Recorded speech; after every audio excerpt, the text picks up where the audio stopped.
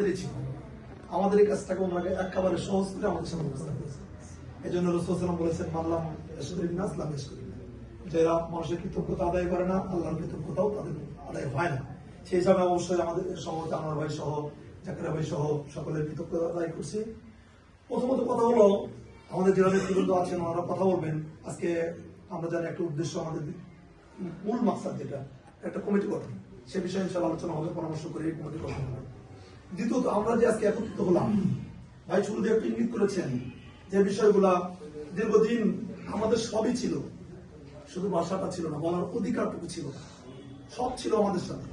ওরা কোনো মসজিদের ইমামের চাকরিও যায়নি, মোতায়েন সাহেবের কোনো কিছু যায়নি, কিন্তু একটা ছিল কি, কথা বলা যাবে না। বাকি আলহামদুলিল্লাহ আল্লাহ একটা পরিবেশ করে দিয়েছেন।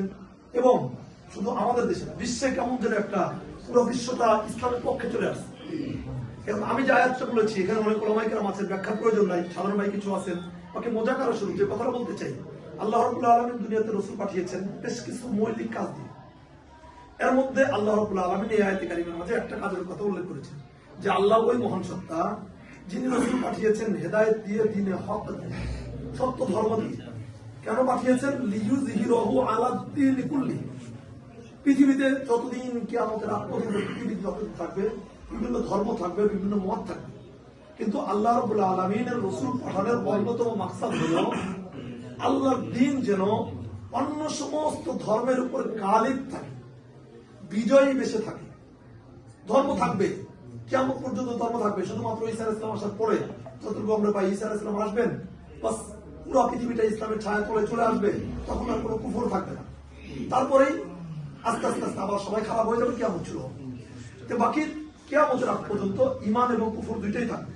বাকি আল্লাহ তাআলা রাসূল কেন পাঠিয়েছেন?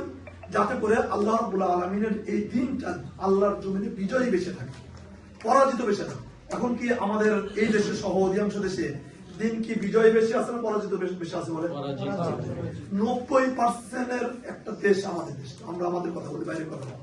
এই দেশের 90%, কেউ বলে 92%, শুধুমাত্র এক ধর্মের লোক, তারা হলো মুসলমান, একটা ধর্মের।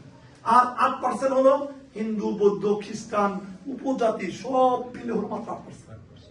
কিন্তু আমাদের এই 90% এই দেশে, বলেন তো ধর্মীয় ভাবে আমরা স্বাধীন?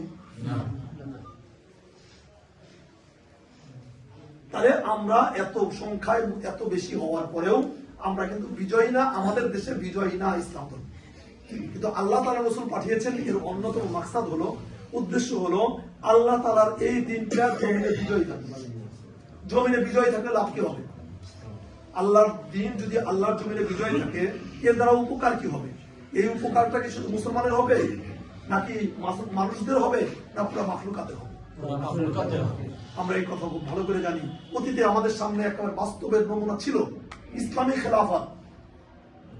রাসূল করিম সাল্লাল্লাহু আলাইহি ওয়াসাল্লামের দুনিয়া থেকে তিরোধানের পর, বিদায় নেওয়ার পর, হযরত আবু বকর রাদিয়াল্লাহু তাআলা, ওমর রাদিয়াল্লাহু তাআলা, তথা খোলাফায়ে রাশিদিন, 4 খলিফা 30 বছর রাজত্ব করেছেন পৃথিবীতে খেলাফতের মাধ্যমে। এই 30 বছরের যে রাজত্ব ছিল, খেলাফত ছিল পৃথিবীব্যাপী, অর্ধ পৃথিবীব্যাপী। এই খেলাফতের সময়ে পৃথিবীবাসী যে শান্তিতে ছিল, যে আরামে ছিল, যে মানে স্বাভাবিক যে জীবন যাপন ছিল, সকলের অধিকার পূর্ণভাবে রক্ষা পেয়েছিল।